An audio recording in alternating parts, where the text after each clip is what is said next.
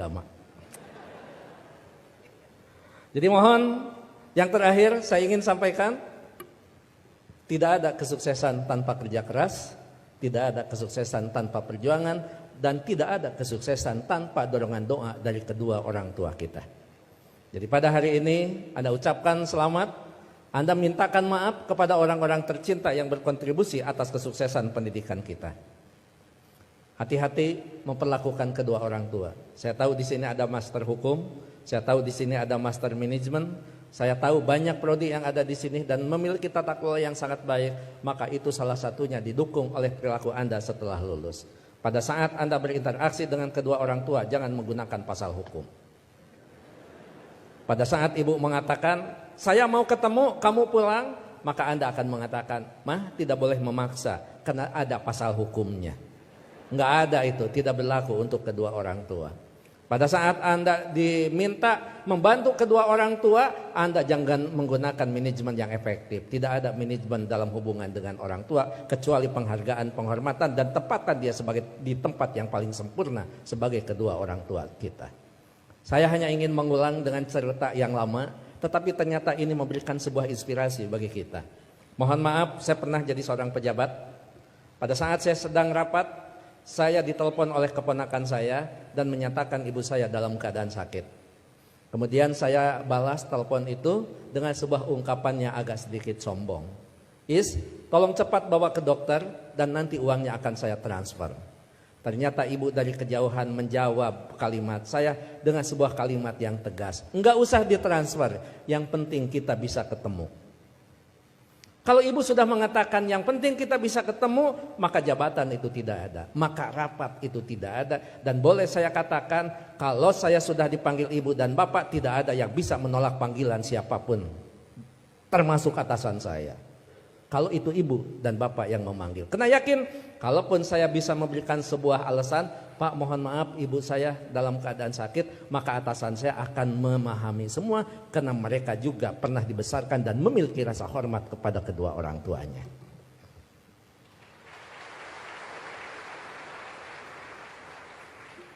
Pukul 8:30 malam saya pulang, dan saya sama seperti Anda, mungkin saya lebih kampung daripada Anda yang hari ini di wisuda.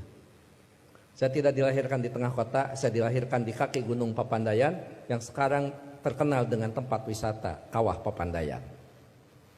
3 jam saya sampai di rumah, 11:30 saya sampai di rumah. Ternyata ibu dalam keadaan segar bugar, tetapi saya tidak menunjukkan perasaan suudon kepada ibu. Kenapa? Ternyata di situ ada hikmah. Bagi seorang ibu dan bapak dalam keadaan sakit, kemudian dia menunggu anaknya terkasih dan tersayang, maka pada saat dia bertemu, maka kehadirannya lebih mujarab daripada obat yang diberikan oleh seorang dokter. Catat itu. Ibu tidak hanya menunjukkan segar dan bugar, tapi ibu juga tetap memperhatikan kesukaan makanan anaknya. Saya dimasakan sayur kacang merah, saya digorengkan asin peda, saya dibuatkan sambal terasi, dan saya juga dibakarkan pete. 11:30 malam, coba bayangkan ada sayur kacang merah, nasi putih, bakar pete, dan belum peda ditambah sambal terasi. Boleh dibayangkan setelah wisuda. 11:30 malam saya disuguhi makanan itu, maka tidak ada kalimat yang bisa diucapkan kepada ibu selain mengucapkan terima kasih. Padahal saya tidak biasa makan malam, kecuali makan nasi di waktu malam. Ya saya makan. Saya tidak pernah mengatakan, Amah ngapain masak? Kan kata dokter paling tidak 3 jam sebelum tidur kita boleh makan. Ini mau tidur 11:30, ngapain masak? Bagaimana perasaan ibu pada saat seorang anak yang dia tunggu, yang dia masakan, kemudian anak berargumentasi dengan sebuah ilmu di mana ibu tidak paham tentang ilmu itu. Menyakitkan. Iya, saya makan dan saya berdoa mudah-mudahan ini jadi obat. Begitu saya lirik dari sudut mata saya, ibu kelihatan bahagia. Kenapa? Makanan yang dia pasak itu betul-betul dimakan oleh anaknya. Begitu selesai makan, saya mengatakan kepada ibu, Amah mohon maaf, ini makanan sangat enak, terima kasih. tapi mohon maaf besok tidak akan pulang siang karena ada pekerjaan yang tersisa. Kemungkinan saya pulang sebelum sholat subuh. Ibu dengan bijak mengatakan, enggak apa-apa. Yang penting kita sudah ketemu. Sok istirahat. Saya sambil dituntun dibawa ke kamar. Setelah di kamar saya diselimuti. Ibu lupa kalau anaknya adalah seorang profesor. Ayo tepuk tangan. Itulah ibu. Jadi Anda mohon maaf baru juga ahli madya ya. Ahli madya ibu mau nyelimutin. Ngapain? Ini baru di wisuda. Ada yang lebih tinggi lagi. Masa mah disimutin? Ini tekan sarjana. Nggak ada di depan orang tua itu. Jangankan ahli madya, sarjana, master, doktor, seorang profesor di hadapan ibu, di hadapan bapak, tetap kita adalah seorang anak yang perlu menghormati mereka.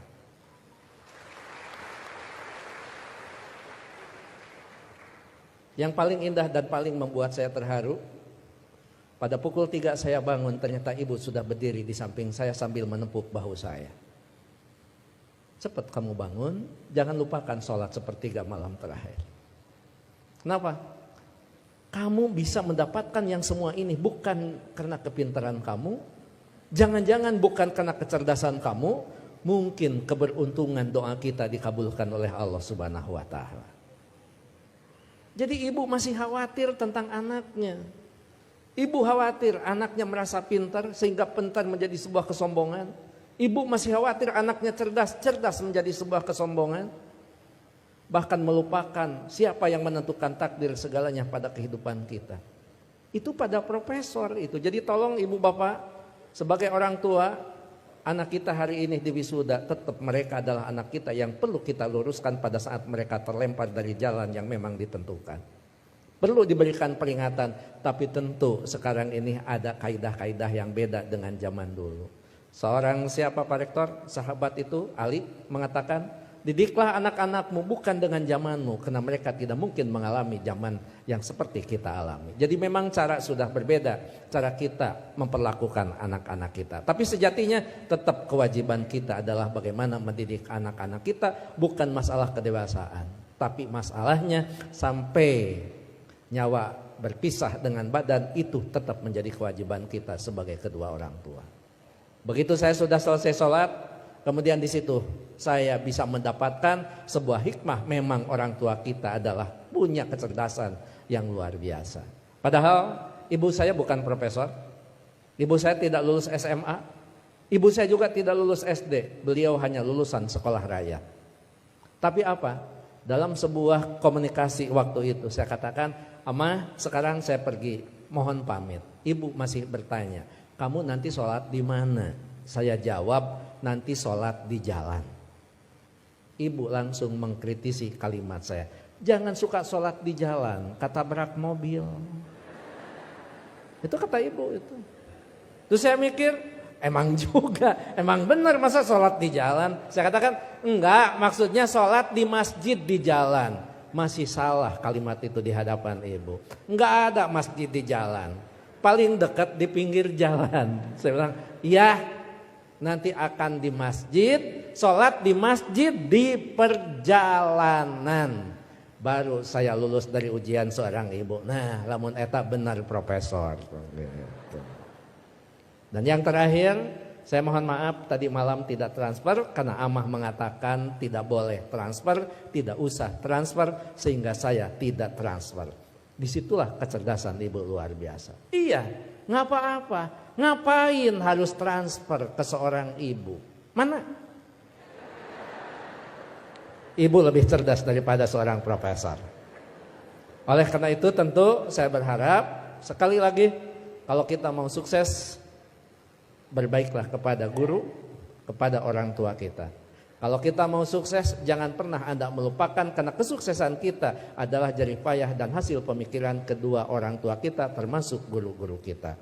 Mudah-mudahan orang tua kita yang sekarang masih ada tetap diberikan kesehatan, diberikan usia yang panjang, tetap mampu membina dan membimbing anak-anaknya sampai menjadi investasi yang terbaik bagi keduanya. Bagi orang tua kita yang sudah tidak ada, termasuk kedua orang tua saya, mudah-mudahan senantiasa mendapat tempat yang terbaik di sisi Allah Subhanahu wa taala. Amin. Saya pikir itu Pak Rektor, Pak Ketua Yayasan, hadirin Sivitas Akademika Unpam yang saya hormati. Mohon maaf kalau sambutan saya agak sedikit panjang karena saya tadi mengimbangi Pak Rektor sangat panjang, kemudian Pak Ketua Yayasan sangat pendek, maka saya setengah panjang dan setengah pendek. Mohon maaf tidak bisa mengikuti wisuda sampai akhir karena saya harus mengejar waktu ke Tasikmalaya Pak Rektor. Apapun tadi yang dibicarakan oleh Pak Warek sudah dibicarakan dengan Pak Warek dan Pak Ketua Yayasan. Begitu juga kepada Pak Direktur, saya mohon pamit. Anggap saja kalau di Kementerian Agama kan tidak aneh, anggap saja saya penghulu. Penghulu biasanya kalau sudah menikahkan ijab qabul dinyatakan sah, penghulu biasanya pamit diri dan tidak perlu menunggu sampai resepsi. Terakhir, saya tidak akan membacakan pantun, tapi ini ulangan dari wisuda bulan kemarin karena setiap bulan Unpam wisuda, bahkan Unpam setiap wisudanya juga tidak bisa diganggu karena hari Minggu. Jadi saya tidak bisa menolak undangan Unpam. Gitu. Anda hanya tahu saja yang wisudawan wisudawati. Saya ini mantan aura kasih. Sekian dan terima kasih. Assalamualaikum warahmatullahi wabarakatuh.